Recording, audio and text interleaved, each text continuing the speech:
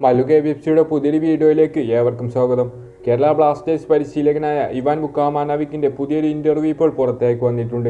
മലയാള മീഡിയയായ മനോരമയുടെ live ടെലികാസ്റ്റിൽ Ivan ബുക്കാമാനോവിക്കിന്റെ ഇന്റർവ്യൂയും പുറത്തേക്ക് വന്നിട്ടുണ്ടായിരുന്നു. ഏതായാലും ഇവാൻ ബുക്കാമാനോവിക്ക് അതിൽ സൂപ്പർ കപ്പുമായി ബന്ധപ്പെട്ട ചില കാര്യങ്ങൾ പറഞ്ഞിട്ടുണ്ട്. ഇവാന്റെ വാക്കുകൾ ഗോളിന്റെ വളരെ വ്യക്തമായി കൊണ്ട് തന്നെ റിപ്പോർട്ട് ചെയ്തിട്ടുമുണ്ട്.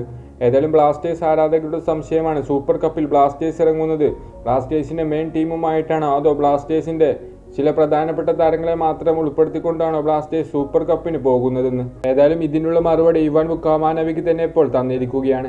ആശാൻ പറയുന്നത് പ്രകാരമാണ്, സൂപ്പർ കപ്പിന് ഞങ്ങൾ വളരെ മികച്ച രീതിയിൽ തന്നെ നേരിടാനാണ് പദ്ധതി.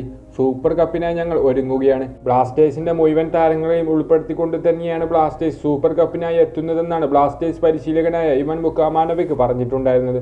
അതായത് ISL രജിസ്റ്റർ ചെയ്തിട്ടുള്ള എല്ലാ ബ്ലാസ്റ്റേഴ്സ് താരങ്ങളും സൂപ്പർ കപ്പിനായി ഉണ്ടാകുമെന്ന് ചുരുക്കം.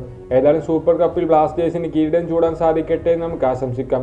ഏതായാലും സൂപ്പർ കപ്പിന്റെ ഗ്രൂപ്പ് സ്റ്റേജിൽ ബ്ലാസ്റ്റേഴ്സിന്റെ ഗ്രൂപ്പിൽ ഉൾപ്പെട്ടിട്ടുള്ളത് ജംഷഡ്പൂർ FCയും അതുപോലെ തന്നെ നോർത്ത് ഈസ്റ്റ് യുണൈറ്റഡ് FCയും ഐ ലീഗ് ടീമായ ഷിൻലോൺ ലെജോങ്കുമാണ്. ഏതായാലും നിങ്ങളുടെ അഭിപ്രായങ്ങളൊക്കെ തീർച്ചയായും കമന്റായി അറിയിക്കുക. മറ്റൊരു വീഡിയോയുമായി നമുക്ക് വീണ്ടും കാണാം.